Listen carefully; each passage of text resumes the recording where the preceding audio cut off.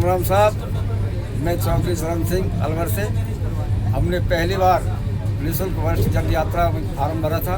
हमको बिल्कुल उम्मीद नहीं थी कि हमारा चयन हो जाएगा, लेकिन 7 तारीख को हमारे पास 6 तारीख को शाम को हमारे पास फोन आता है देवस्थान विभाग से, आपका चयन हुआ है। हमें बहुत प्रसन्नता हुई और प्रसन्नता के साथ में हम तैयारी करने लगे। 8 तारीख को हम रेल द्वारा दुर्गापुर स्टेशन पहुँचे। वहाँ का नज़ारा भव्य था। वहाँ इतनी भीड़ थी, सब टोपी लगा रखी थी, तो हमको बड़ा अचंभा हुआ, ये क्या कोई बारात जैसी लगी हमको।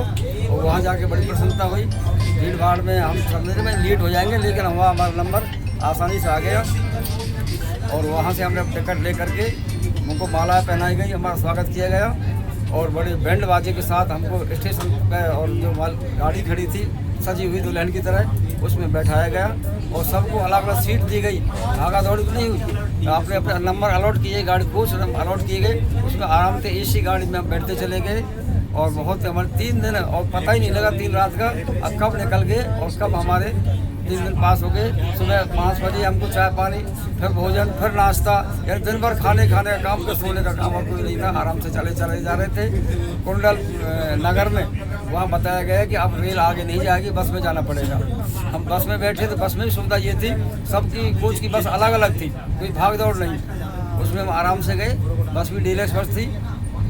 वहाँ जा करके हमें बताया गया, हमारे जो कोच व्यवस्थापक थे करण सिंह जी द्वारा, उन्होंने कहा कि आपके लिए होटल बता दिएगा, आप उस होटल में जाएंगे, आप उस होटल जाएंगे। हमारे लिए जो होटल था थोड़ी दिक्कत ये आई थी, हमारे संग जो गार्ड लगाया था ना वो होटल को जानता ही नहीं था। हम कम से कम आध घंटा हम परेशान होते रहे। 8 में हम करण सिंह से बात करी मैनेजर से, उन्होंने बताया कि आप चिंता मत करो, मैं आ रहा हूँ। तो वो हमको ले गए और हमारे लिए बहुत अच्छा वो स्थान था। 3 आदमी इसमें थे, 3 औरत थी हमारे साथ में, हम अलग बंटवारा कर दिया और वो हमारे लिए जो होटल मिला था बहुत ही अच्छा था, सुंदर था, सब सुविधाएँ थी इसमें। उसके बाद में हम शाम को मंदिर दर्शन करने गए, शाम को समुद्र में भी गए हम। 2 दिन हम 3 बजे ही लाइन में लग गए, लेकिन हमें पता नहीं था कि लाइन पैसे वाली, हम 200 रुपये लाइन में लग गए। हम चाहते थे फ्री वाले में, जब बीच में फंसे जब पता लगा 200 रुपये की है तो चलो कोई बात 200 की में लग गए। तो उसमें हम लाइन में लगते और हमने अच्छी तरह दर्शन किए।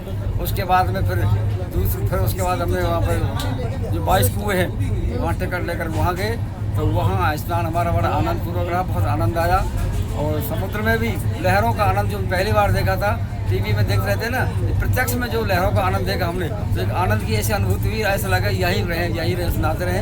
तो उसमें बहुत आनंदपूर्वक गए और टेम्पो द्वारा हम धनुषकोडी गए। वहाँ का सीन हमने देखा जहाँ 3 समुद्रों का मिलन था, बहुत ही आकर्षक था और वो नज़ारा देखने लायक था। कुछ स्थान हमसे पता समावाकन रह गए। एक जो बाण गंगा का वो स्नान हम नहीं देख पाए और एक स्थान हनुमान पंचमुखी हनुमान जी हम नहीं देख पाए कि हम जानकार नहीं थे, फिर भी बहुत अच्छा आनंद आया। उसके बाद में हम जब मदुरई के लिए रवाना हुए, थोड़ी सी दिक्कत ही आ गई। वहाँ बस एक आ रही थी तो सब लोग उसमें घुसना चाह रहे थे, जल्दी घुसना चाह रहे थे, तो इसलिए थोड़ी अव्यवस्था हुई वहाँ पर, लेकिन फिर भी सब कुछ सही हो गया। और मदुरई में आकर के वहाँ का मंदिर भी उससे भी ज़्यादा भव्य लगा हमको। और वहाँ की जो उसकी छटा थी अंदर की प्राकृतिक छटा, वो देखते ही बनती थी। वहाँ भी बहुत अच्छे दर्शन किए हमने। शाम को एक कलावती भवन था शायद, उसमें अच्छा भोजन किया हमने। उसके बाद फिर हम बस में बैठ करके और वापस कुंडल नगर आए।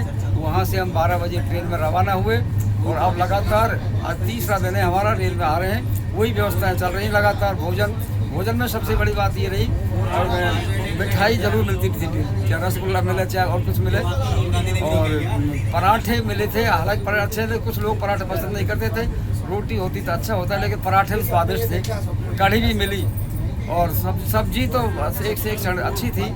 यानी कहने का मतलब है ज़्यादा प्रशंसा करेंगे तो शायद ये अहंकार कर जाएंगे, फिर हम ज़्यादा प्रशंसा नहीं करेंगे, लेकिन व्यवस्था अच्छी थी। सबसे बड़ी बात हमको ये लगी, पैसे वाला तो तीर्थ यात्रा खूब कर लेते हैं, लेकिन इसमें जो गरीब आदमी होते हैं ना, जिनके पास पैसा नहीं होता, बेचारा तरसते हम कहाँ जाएँ कैसे जाएँ, तो उनके लिए निःशुल्क यात्रा सरकार तरफ से की गई है।